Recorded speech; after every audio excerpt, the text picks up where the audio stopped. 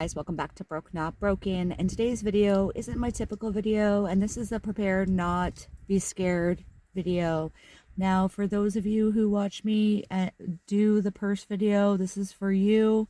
It'll keep you safe and keep your safety in mind. Now, last night I made the choice to watch the news, which I never do, and recently there was a shooting about an hour away from my home of a synagogue, which is deplorable, disgusting, and whoever did it should be held. Full stop. That is wrong. That is not the Canadian way, and I feel no mercy for you. We have a right to our religious beliefs, and we have a right to our bodies. We have a right to choose who and what we are, and that is why we have a knit culture. Not everyone was born in Canada. We're made up of bits and bobs from all over the world, and we allow certain freedoms here. Now, that being said, I've had a few experiences myself that are alarming in the past year, and I thought I'd share it just for safety of other women and young girls, and some things that have happened in my rural community. Last spring, I went to the mall with my husband and my children. They stayed in the truck, and I walked into the mall. My husband watched two gentlemen follow me into the mall. I noticed the two gentlemen because I am very aware of my surroundings, and you need to be that way, ladies and gents, aware of your surroundings and what's going on, especially with this climate all over the world. So I go into a few different stores. Every aisle I'm on, they're on. Everywhere I go, they're there. I leave with my stuff. I walk out to the truck. They follow me to the truck. Unbeknownst to them, my husband was in the truck.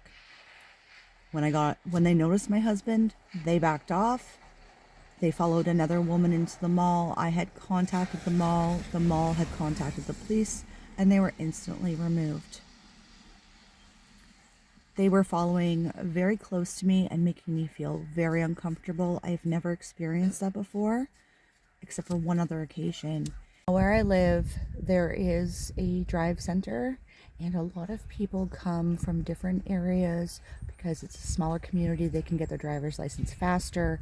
So we often have a lot of people we haven't seen ever, and may or may not be English speaking, that come out to take their driver's tests. And I just assumed that these gentlemen, that's what they were doing, and they weren't. Now, the second experience I had was a few months later. I had taken my dog out for a walk around 9 o'clock at night, and I always take the same route for safety. Now, on this particular night, my dog didn't want to turn when I wanted her to turn around the corner, and I was only about 500 feet from my house. Was quickly approached by a man who was in my personal space, and I had to ask him to move back several times. And my dog was agitated. Now, for those of you who haven't seen my dog, she is 90 pounds, and she was not having it.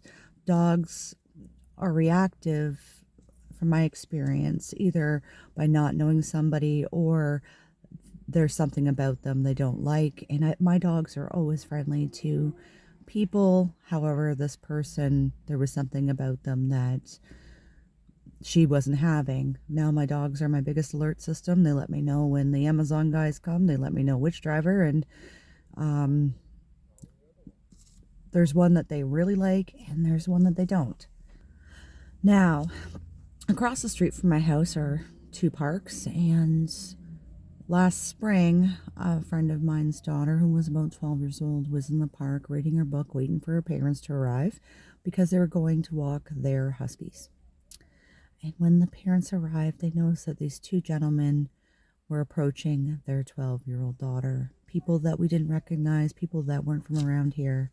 And they were generally concerned about public safety. And that being said, we live in a very small community. Like I said, we know our UPS drivers, our, Amazon drivers. We know which driver it is based on how our animals react. In my case, I don't get Amazon deliveries very often, but my neighbors do, and my dogs let me know what driver it is based on how they react. Now, that being said, there's that old adage that small children and animals know when something's not right. So I'm going to say this, those women out there and young ladies out there, be vigilant, know what's around you, know who's around you. If you have to, like in Canada, we don't carry pepper spray. Carry a small hairspray in your pocket. We, as ladies, know what it feels like to get hairspray in the eyes. It bloody well hurts. Just have it there in case you need it. Hopefully you don't. Always tell somebody where you're going, how long you'll be, and have a plan for the stores. If you feel like you're being followed, the chances are you probably are. Like in my case, I was being followed at the mall. They were caught on camera following me. They were caught on camera following that other lady. Now, since the COVID years, I have been a little bit more vigilant when going to stores, only because during COVID, I was pregnant with my youngest child and was actually physically accosted in a food basic over a pineapple while having people en masse cough in my face.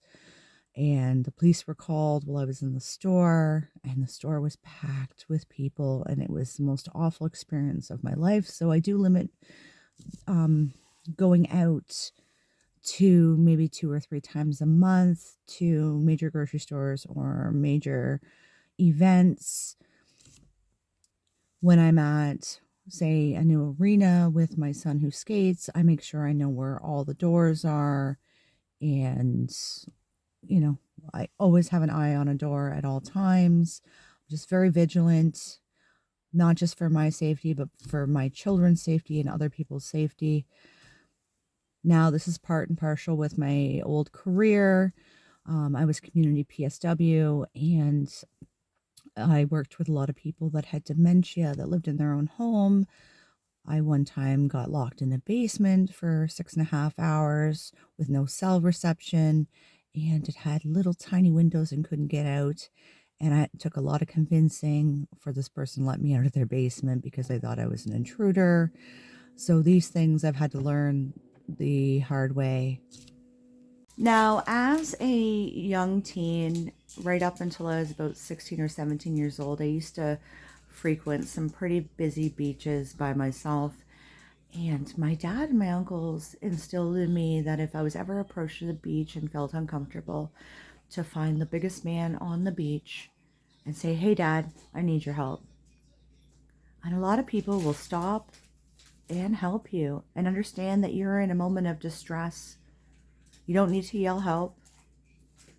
And the hand signal, for most people, don't understand that. There's videos on that. That may or may not protect you on a beach, depending on who's around. But it might save your life. You can also use air tags, your phone, I can't remember what that ring's called, exercise ring, the necklace, or whatever, as tracking devices for your family. If that's your thing, that's not my thing. My phone is the thing to find me. If I have my phone, if something should ever happen to me, I never leave my home without it in case of an emergency. But these are just little things to help you feel a little less scared during all this crap that's going on in the world. And I hope this video finds you in good health and good spirits. Have a great day.